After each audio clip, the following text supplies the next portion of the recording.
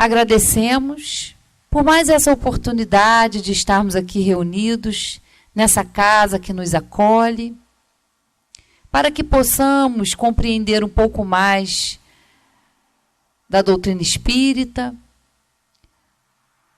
colocando em prática no nosso dia a dia todo o conhecimento que aqui estamos adquirindo. Que o nosso irmão que fará uso da palavra seja intuído e inspirado pela espiritualidade amiga, que com certeza aqui se faz presente essa noite. Graças a Deus e que assim seja. Com vocês, Rogério. Boa noite a todos. Mais uma vez, né, o último domingo do mês, a gente sempre fica a nosso cargo aí a fazer a última palestra do mês. Então hoje a gente vai conversar sobre um assunto inconciliável com o Espiritismo. Eu gosto muito dessa palavra inconciliável, né? E a gente vai ver por quê. E eu começo com esse slide aí, vida nova, vida velha, porque nós, normalmente, é muito comum, principalmente para nós que estamos, às vezes, à frente, né, nós percebemos a vinda e a chegada de pessoas novas na casa espírita. É muito comum que todas as reuniões públicas, que todas as palestras, a gente perceba pessoas novas na casa espírita. E é muito comum também nós ouvirmos das pessoas, ou nós mesmos declararmos, que depois de conhecer o Espiritismo, depois de começar a ir à casa espírita, a nossa vida mudou, né? Tem uma vida nova, começa a ver a vida sobre outra ótica, sobre outro prisma, sobre outros pontos de vista, né? Nossos paradigmas, nossos alicerces, nossas bases, às vezes, são abaladas com a nossa vinda à casa espírita. Crenças de muitos anos, de muitas décadas, de uma vida inteira, às vezes, são abaladas pelo convite de nós pensarmos sobre aquilo, sobre aquelas certezas que nós julgávamos ter. Por quê? Porque ainda é muito incomum pessoas que nasceram espíritas. Existem as pessoas que nasceram espíritas, mas talvez até porque a doutrina tem 165 anos, ainda seja bastante incomum pessoas que nasceram espíritas. Embora Friburgo seja uma comunidade um tanto diferenciada por tudo que eu conheço do Brasil em termos de viajar para fazer palestras, nós temos muitas casas espíritas, nós temos uma comunidade espírita muito grande. Mas o mais comum e o mais perceptível são pessoas que estão chegando ao Espiritismo, que chegaram ao Espiritismo. Eu mesmo, lá pelos 26, 27 anos, fui ao Espiritismo, conheci o Espiritismo e me encantei e permaneci no Espiritismo até hoje. Então, quando a gente chega no Espiritismo, a gente realmente começa a ser convidado, a ser provocado, a ser incitado mesmo a repensar esses valores. Mas também, por outro lado, é muito comum nós percebermos pessoas há muitos anos na doutrina espírita, indo à casa espírita há muitos anos, que não se desprendem, que não conseguiram se desvencilhar daqueles valores, daqueles conceitos construídos em outras realidades, em outras propostas religiosas. E nós vamos encontrar muitas pessoas na casa espírita há muitos anos ainda com um pensamento arraigado a outras crenças, a outras realidades, a outras propostas religiosas. Eu não estou entrando no mérito se está certo ou errado. É só que diante de uma nova proposta, onde você se efetiva, onde você se fixa, espera-se, né, ou deseja-se, que você abrace esses novos postulados, que você consiga rever esses paradigmas, esses alicerces, essas bases de que eu falava no começo. Então, esse inconciliável com o Espiritismo vem muito em relação a isso, porque nós nos deparamos, muito especialmente, principalmente, nas redes sociais, e eu tenho eu acho que uma grande rede social, com posturas e com colocações bastante inadequadas ou bastante surpreendentes, vindas de espíritas, vindas de pessoas que estão dentro do espiritismo, que já estão no espiritismo há muitos anos. E é exatamente sobre isso que eu trago essa nossa conversa de hoje, esse nosso pensar coletivo. Porque, na realidade, o que se espera, como eu vinha dizendo, é que se mude, é que se transforme em nós alguma coisa. É que esse trabalho, essa permanência, essa vinda assídua, ou esse estudo, como se mais ainda se espera, que ele mude alguma coisa em nós e realmente transforme em nós algumas realidades, algumas certezas, alguns paradigmas, algumas convicções. Então, o inconciliável é o quê?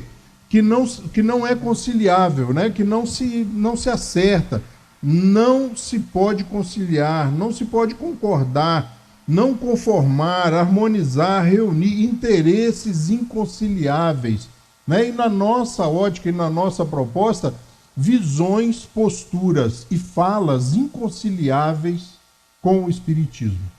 E é muito comum nós ouvirmos, né, dentro das redes sociais. Eu tenho um Instagram, eu já disse aqui algumas vezes, onde a gente só publica trechos de obras de Kardec.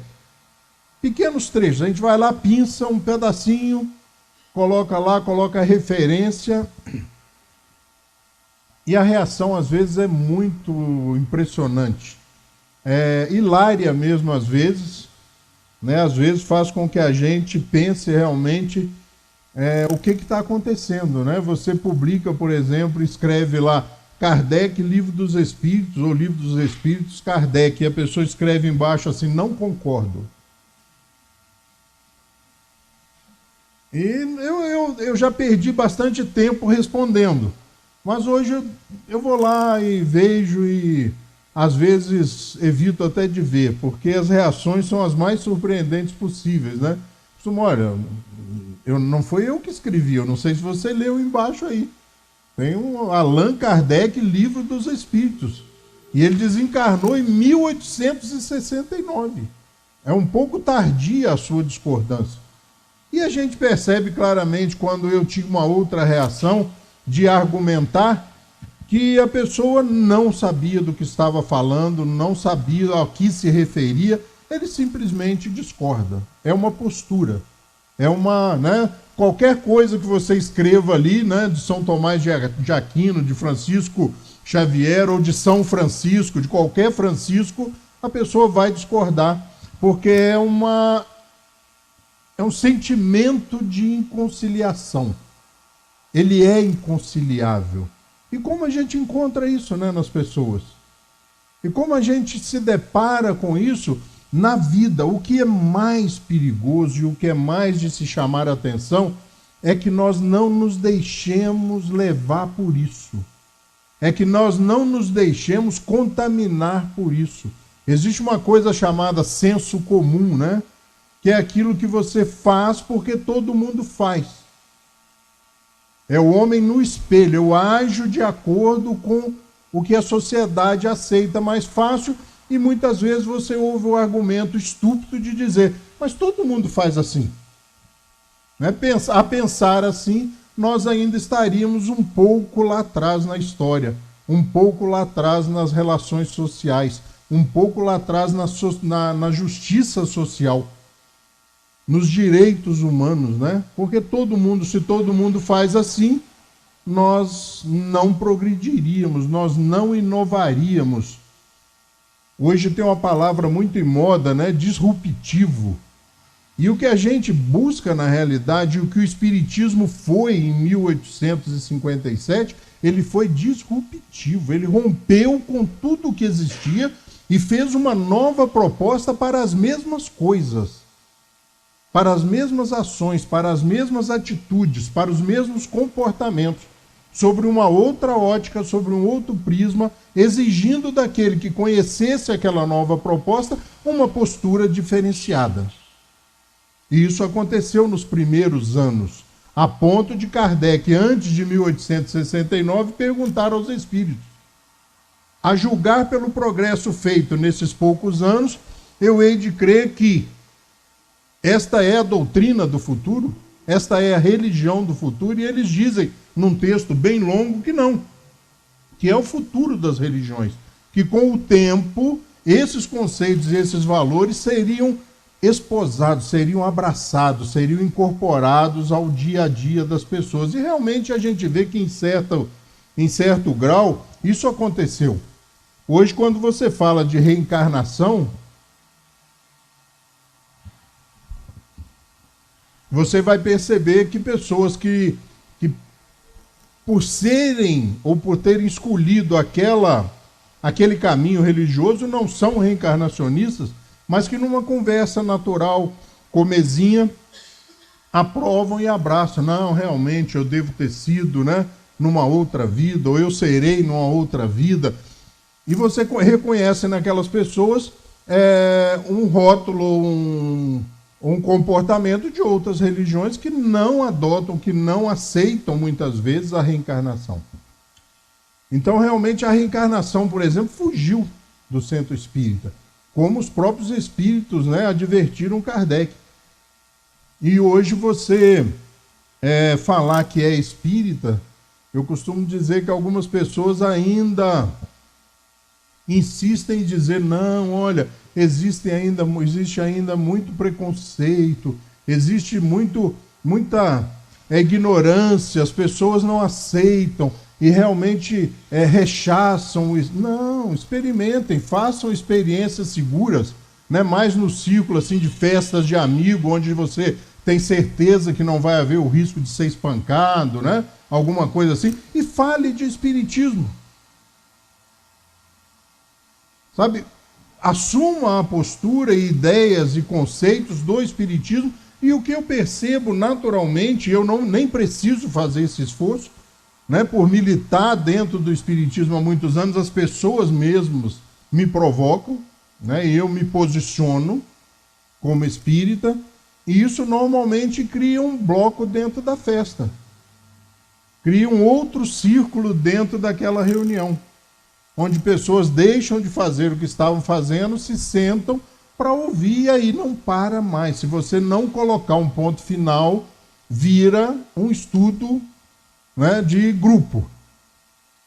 Porque existe uma grande curiosidade, existe uma grande aceitação desses postulados, desses conceitos, e nada mais inconciliável com o espiritismo do que nós espíritas não conhecermos as obras que fundamentam essa doutrina, que estruturam essa doutrina, que foram trazidas por Kardec e pelos espíritos superiores, para que nós tivéssemos uma doutrina espírita, para que nós realmente tivéssemos onde conhecer o espiritismo, saber do que estamos falando.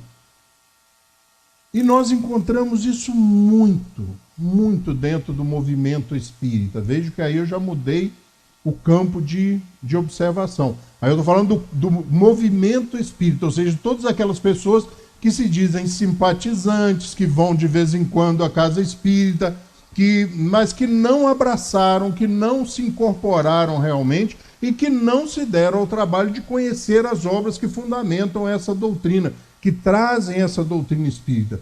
Então, não conhecer as obras é inconciliável com a postura, com o ser espírita. Essa semana eu estava andando aqui agora, quinta ou sexta-feira, eu estava andando na praça Demerval Barbosa Moreira e parei com uma amiga conversando e ela me disse assim, falando de casa espírita, falando de espiritismo, né? Às vezes é inevitável, e quase sempre comigo é inevitável que o assunto não acabe nesse tipo de assunto. Ela diz, pois é, tem gente que não gosta de André Luiz. Eu falei, olha, eu não conheço ninguém que não goste de André Luiz. Como não? Às vezes eu acho que a colocação foi até porque sabe que eu frequento hoje o Centro Espírita Friburguense, né? E eu disse, não, o que existe na realidade é uma incompreensão em relação a essas obras, não só as deles, a dele, mas a de Emmanuel, a de Sheila e de mais um monte de espíritos que trazem ou que trouxeram a sua colaboração. Falta o entendimento de que aquelas obras são a visão, a reflexão e o resultado da experiência daquele espírito. Diferente das obras fundamentais da doutrina espírita que passaram pelo processo da universalização, ou seja, Kardec fez a mesma pergunta a inúmeros espíritos em inúmeros centros espíritas que não se conheciam e não tinham nenhuma relação, a não ser unidos pelo espiritismo. Trouxe tudo de volta e analisou todas as respostas.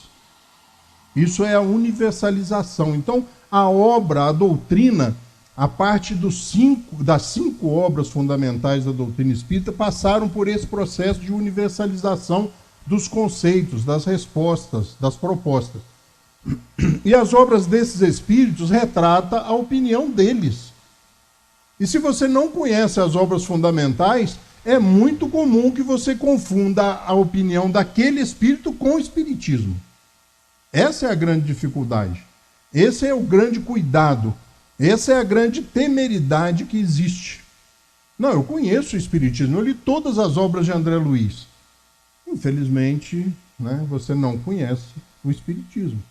Você conhece a visão do plano espiritual, do mundo espiritual, da erraticidade, sobre a ótica do espírito André Luiz. Então, conhecer as obras espíritas é imprescindível. E nós não precisamos ter pressa.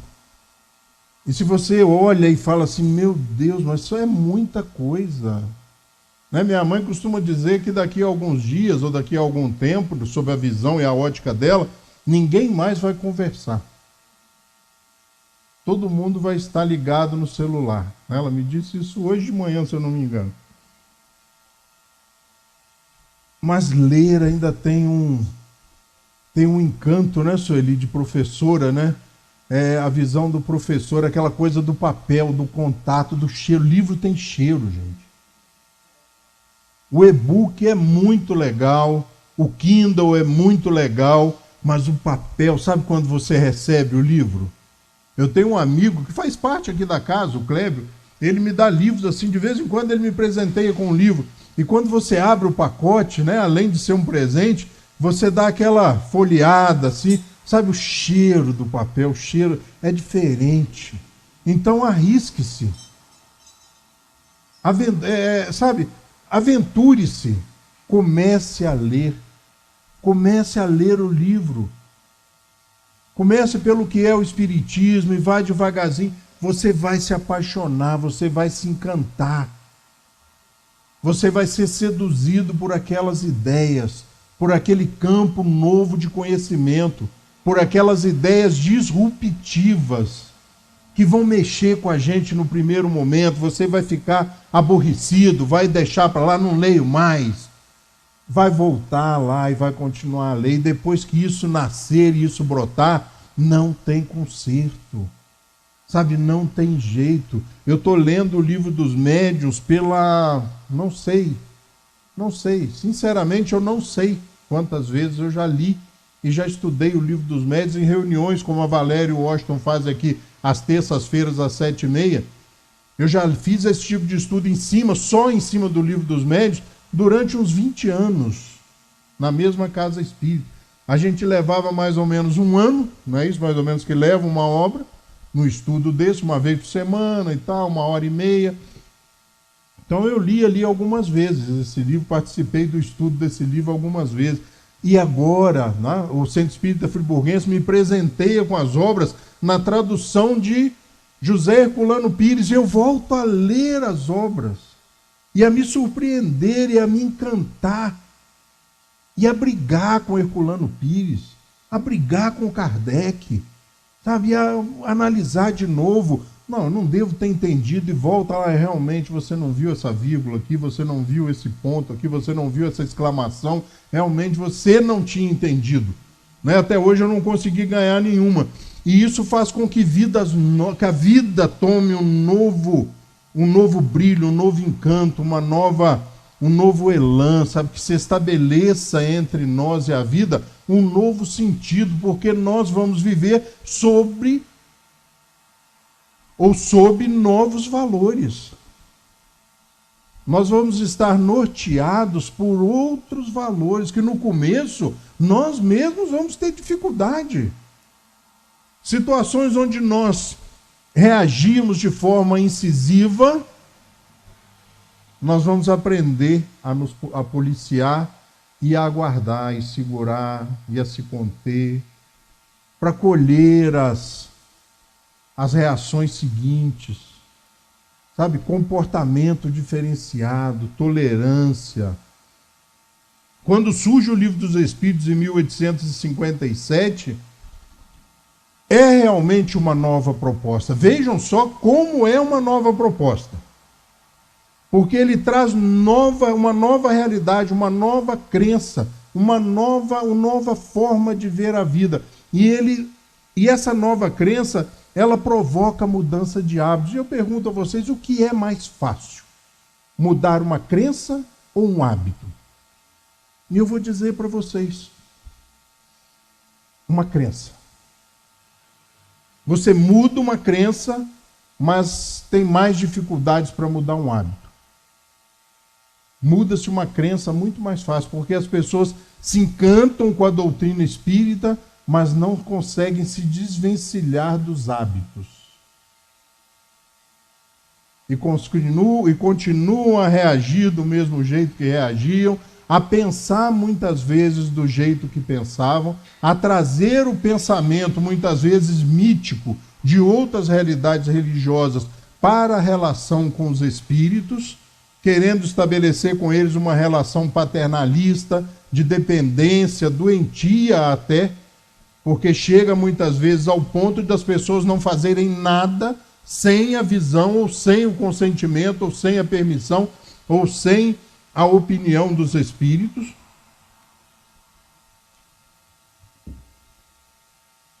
E quando a proposta é de que nós não tenhamos mais prepostos, nos traz uma proposta de visão nova sobre o cristianismo, essa linha direta com Deus, de nós nos recolhermos na oração e através do pensamento, da oração, estarmos ligados ao Criador.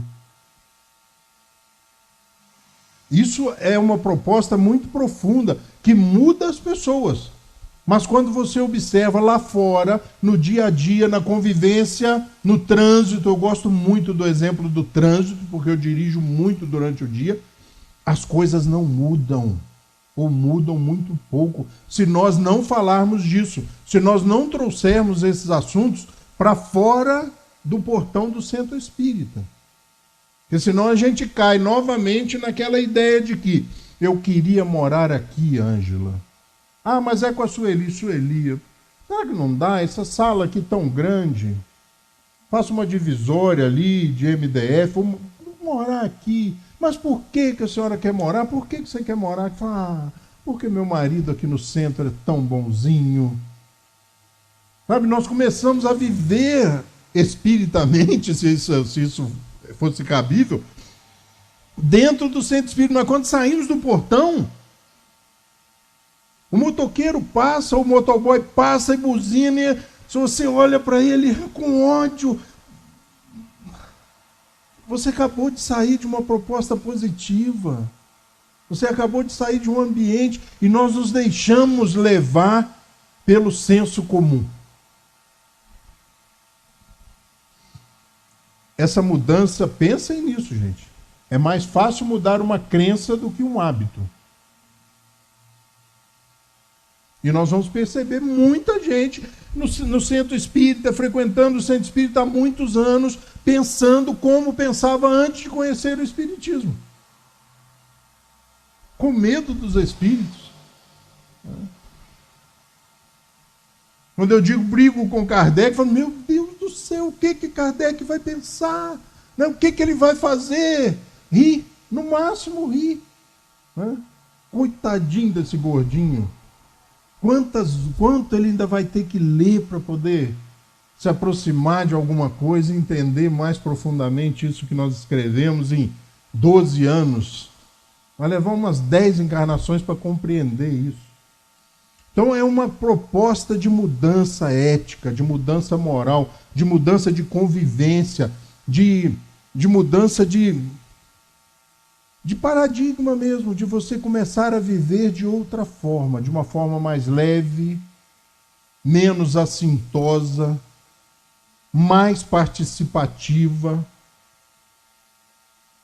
baseado nesses conceitos, nesses valores. Agora, se eu não conheço esses conceitos, esses valores, se eu desconheço as obras fundamentais desta doutrina que deveria me transformar, eu vou ficar na casa espírita 10, 15 anos pensando como eu pensava lá, como meus pais me ensinaram, como eu fui lá nas igrejas, onde eu fui formado na minha infância.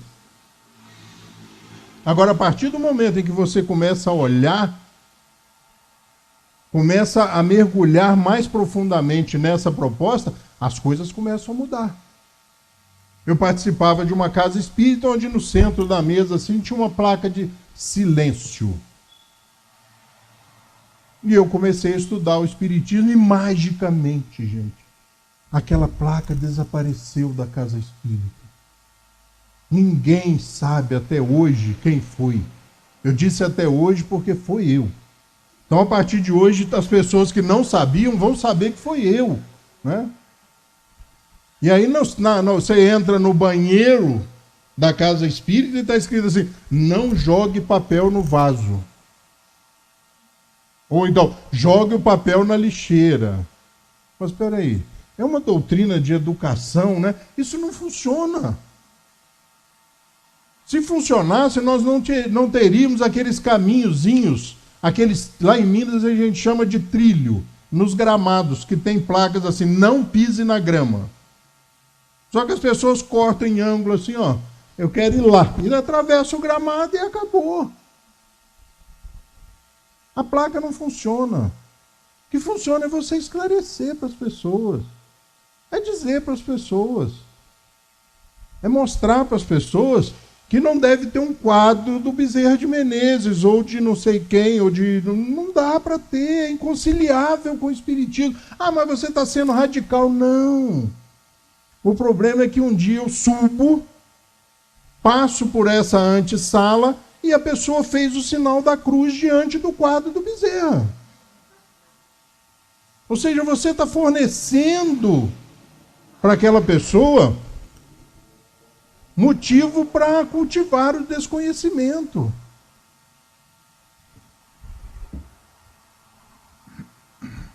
Então, essa transformação ética, essa transformação consequentemente moral, ela deve acontecer. Nós vamos nos deparar com casos assim... É difícil passar uma semana sem que venha à tona no jornalismo, principalmente na televisão, casos de discriminação de qualquer forma. Eu de um tempo para cá, eu estou avisando as pessoas, cordialmente, de que eu não tolero mais. Eu perco a amizade, mas eu não vou rir, não vou achar graça e não vou admitir qualquer tipo de preconceito. Porque se você lê o Espiritismo, você, ou seja, ou abraça aqueles conceitos, aquelas propostas e aqueles valores, ou não, ou larga para lá. Então o preconceito, ele vai assim, sabe? Ele é sutil.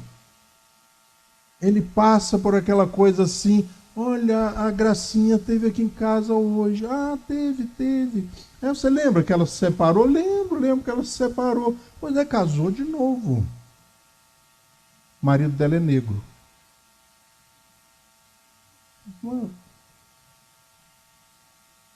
A última colocação é em função de quê? Sabe, é o preconceito que as pessoas estão chamando de preconceito estrutural. É que todo mundo fala, é que todo mundo faz. Quem é esse rapaz? Ah, esse rapaz é fulano de tal. De quê? De qual família? Para quem estuda o espiritismo, o que importa de que família seja?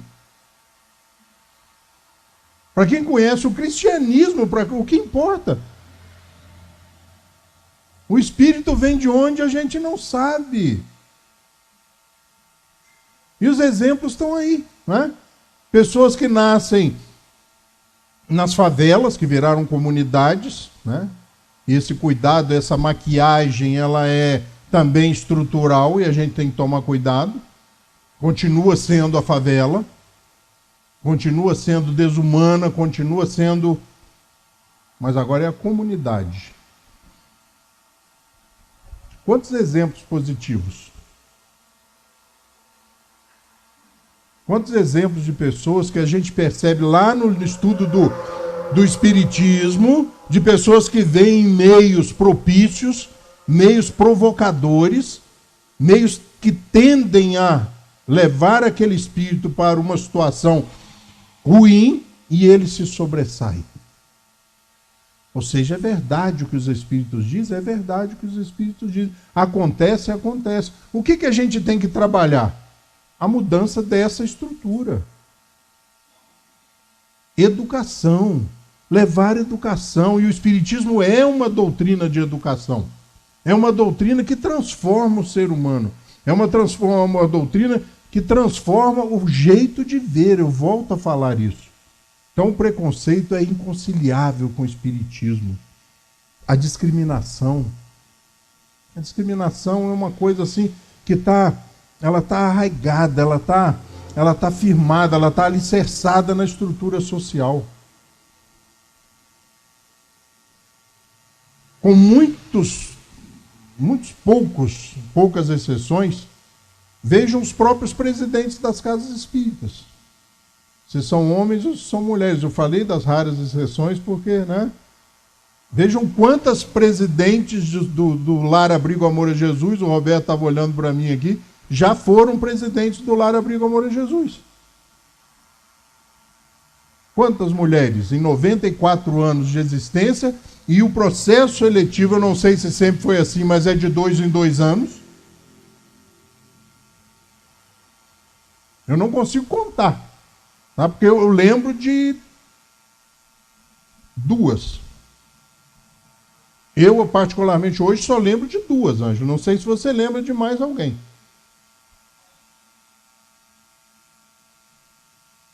Isso é uma forma sutil de discriminação, gente, sabe?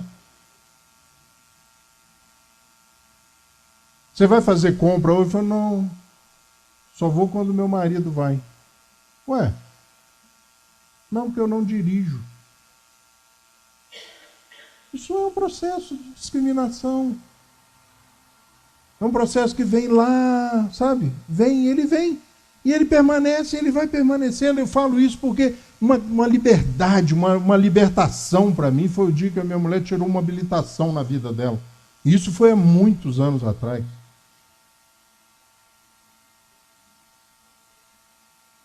E algumas amigas dela se deparam com essa dificuldade, Valéria, de não dirigir. Então são coisas assim bobas, é o que eu disse hoje, são coisas bobas. Que a gente... Nossa, você viu a reportagem ontem à noite? Uma carreta gigante, era uma mulher que estava dirigindo, Roberto. É, isso acontece.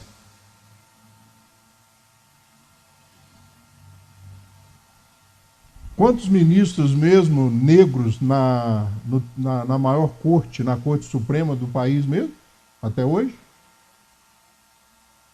Acho que 2. Né? O Joaquim Barbosa, que a gente lembra há muito tempo, e um outro que eu não me lembro qual, mas teve, se eu não me engano, teve um. Não me engano, eu tenho certeza, teve um outro. 2.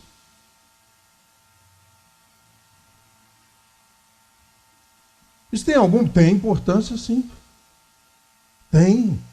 A diversidade. Outro dia eu chamei minha filha para montar uma empresa. Que eu estou me aposentando.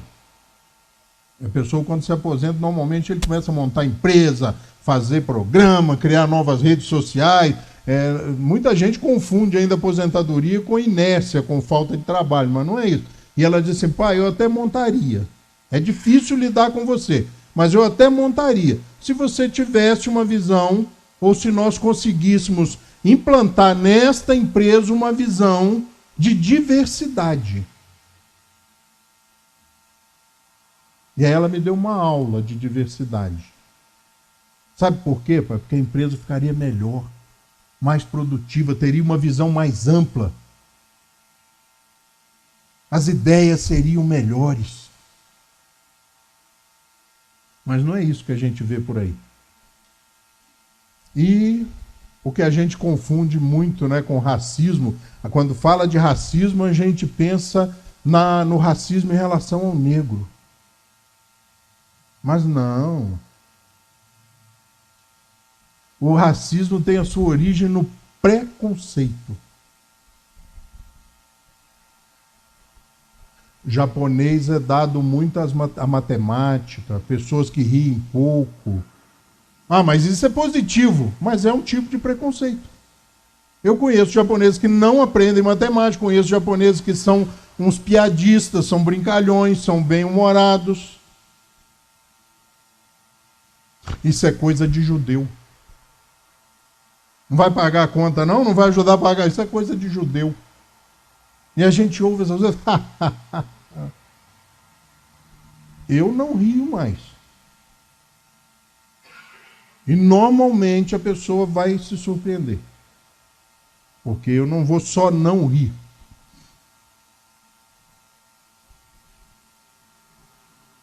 Esse preconceito, ele é assim muito louco, sabe? Nós temos agora lá no Lar Abrigo Amor a Jesus um funcionário de outro país, né, Roberto?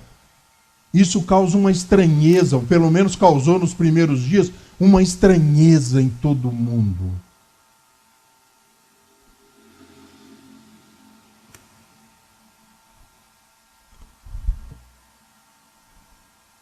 Essa visão não cabe dentro do Espiritismo, isso é inconciliável com o Espiritismo.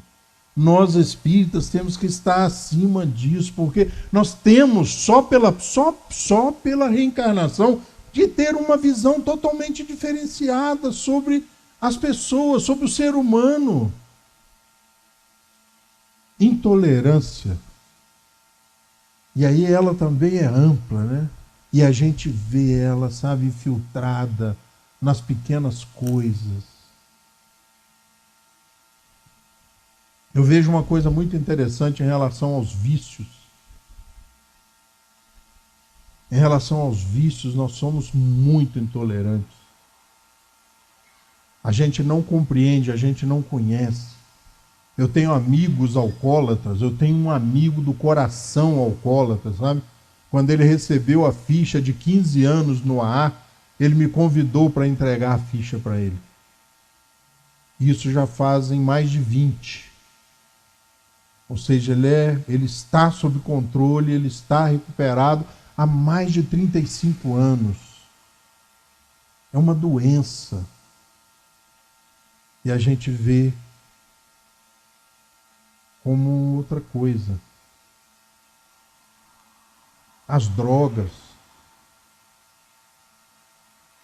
Nós temos que tomar muito cuidado para que nós espíritas não compremos essas ideias fáceis que se vendem nos jornais, ou nos telejornais vespertinos, sabe, na parte da tarde? Onde se ouvem coisas, por exemplo, bandido bom é bandido morto.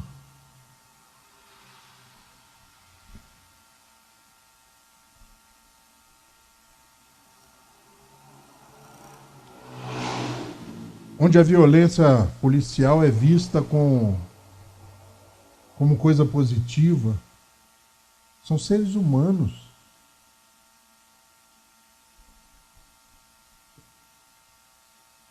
Nós temos que ter muito cuidado depois de nos declararmos espíritas, para não nos deixarmos levar por certas coisas. Não comprar essas coisas baratas que se vende a todo momento.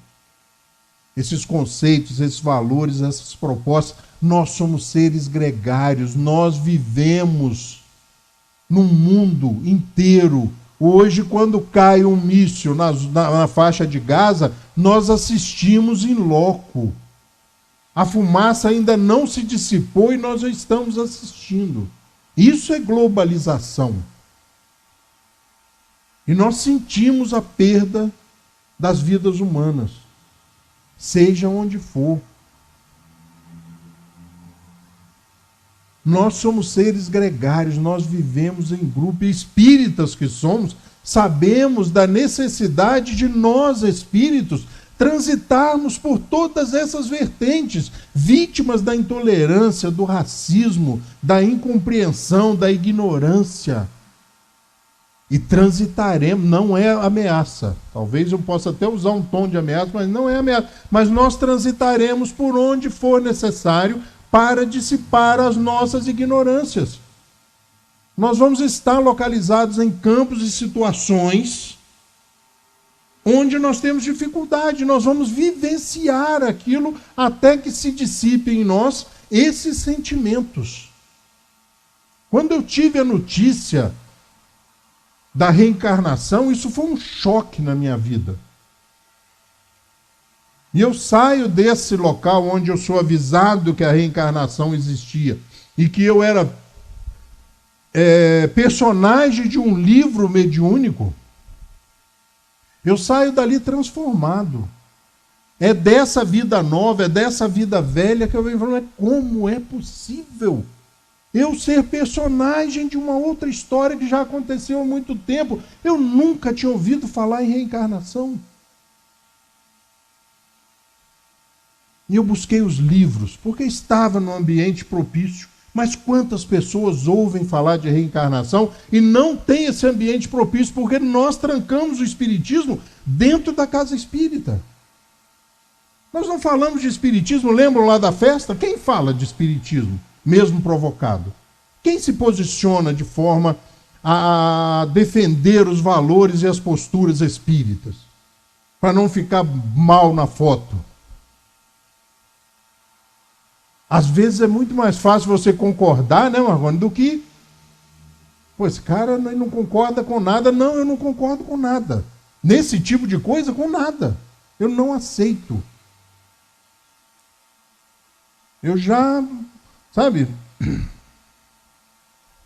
Eu já avisei as pessoas mais próximas, cuidado com as piadas racistas, cuidado com as piadas homofóbicas, cuidado porque vai ouvir. Vai acabar a graça da festa. Se for na minha casa, então, aí eu tô, sabe, o cachorro dentro de casa fica corajoso pra caramba. Vai ouvir, mas vai ouvir muito.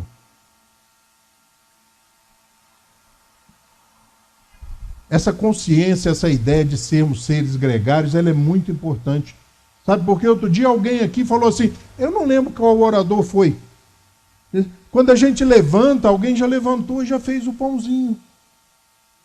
Sabe? Alguém já, o lixeiro passou. Nós estamos ligados numa rede de interdependência. Quem é mais valoroso nesse processo? Existem níveis nesse processo? Gente, nós vemos aí Paris, para uma semana a coleta de lixo. A cidade vira um esgoto. Então não tem essa coisa dos mais importantes e os menos importantes nessa estrutura. Nós somos seres gregários. E aí surge a doutrina espírita. E ela diz assim para a gente no capítulo 7, Lei de Sociedade, comentário de Kardec na pergunta 768. Ele diz assim, vai com Deus. Nenhum homem dispõe de faculdades completas e é pela união social que eles se completam uns aos outros para assegurarem o seu próprio bem-estar e progredirem. Eis porque, tendo necessidade uns dos outros, são feitos para viver em sociedade e não isolados. Isso é doutrina espírita. Sabe, a gente começa a achar que nós somos o must, né? A última Coca-Cola. Nós somos pessoas especiais. Olha, sabe? Pessoas, não Não, não somos. Nós estamos aqui, todo mundo a caminho, todo mundo a braços, sabe? Os dois mundos se interpenetrando. Nenhum homem dispõe de faculdades completas e é pela união social que eles se completam uns aos outros, para assegurar o seu próprio bem-estar e progredirem. Eis porque, tendo necessidade uns dos outros, são feitos para viver em sociedade e não isolados.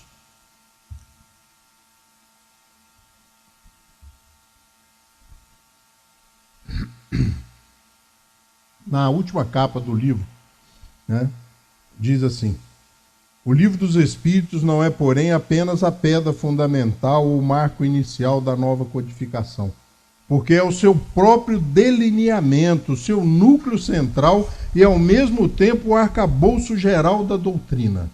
Sem ler o livro dos Espíritos, a gente não conhece a doutrina espírita. Sem estudar o livro, são 1018 perguntas. Isso passa assim, olha, isso se você tiver mesmo com disposição e se deixar seduzir, que às vezes a gente faz força contrária, né? Deixe-se levar, é coisa aí de um mês e meio, já leu o livro dos Espíritos. Isso eu estou falando em 2 horas por dia, 3 horas por dia.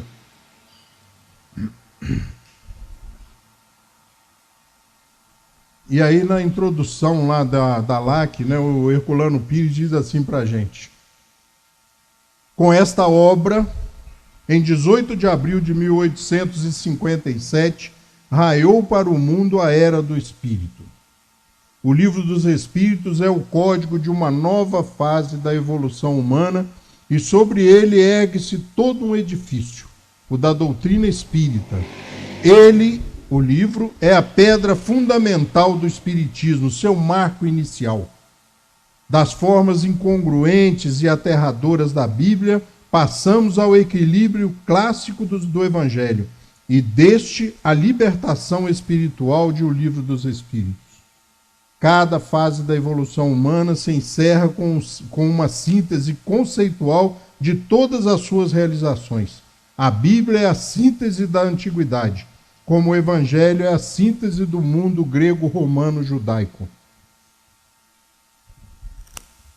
E o Livro dos Espíritos, a do mundo moderno. Até a publicação desta obra, os problemas espirituais eram tratados de maneira empírica ou apenas imaginosa. Com ela, com a publicação do Livro dos Espíritos, o espírito e seus problemas saíram do terreno da abstração para se tornarem acessíveis à pesquisa experimental. Ou seja, o espiritismo é um novo tempo, é uma nova proposta para que nós experimentemos, mas o próprio movimento espírita tem dificuldade de lidar com isso, porque a gente ouve por aí, cada vez menos, o telefone só toca de lá para cá. E aí você vai estudar Kardec, eles estão evocando, e aí os defensores disso dizem assim, mas era Kardec. Ah, era Kardec? Então era só para Kardec, mas ele diz isso onde? Em certo momento da obra ele diz assim, de agora em diante, há de se crer que vocês poderão falar com aqueles que partiram, com os familiares, com os amigos, ou seja, normaliza o processo. Sabe, torna comum o processo. Ah, mas é perigoso. Ah, é perigoso.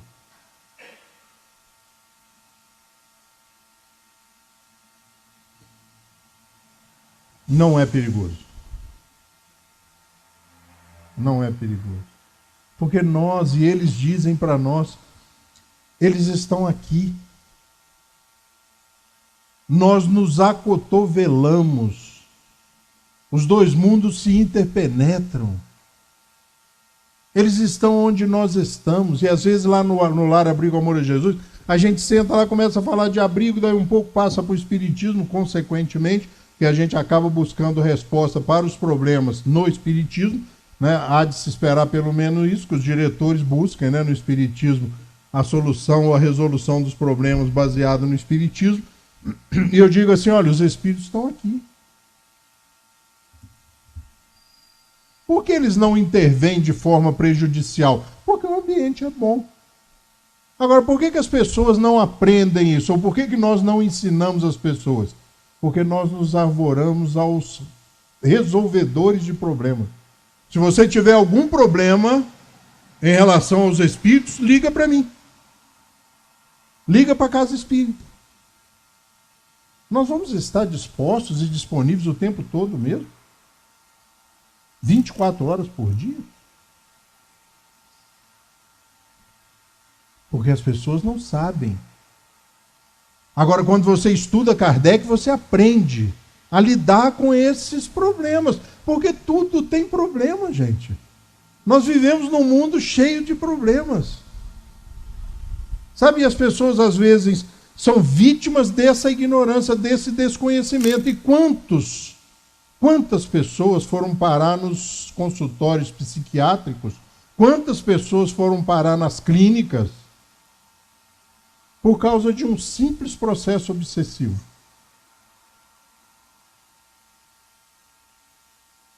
Mas não, o telefone só toca de lá para cá. Lidar com os espíritos, olha, é muito perigoso. É muito perigoso. Não é o que Kardec diz. E aí, entre essas falas populares e Kardec, eu fico com Kardec. E aí a gente chega ao final da nossa conversa, depois de plantar tanta sementinha, né, eu tenho certeza que muita gente discorda e vai discordar quando assistir de algumas coisas que eu disse, principalmente dessa última parte em relação à relação com os espíritos.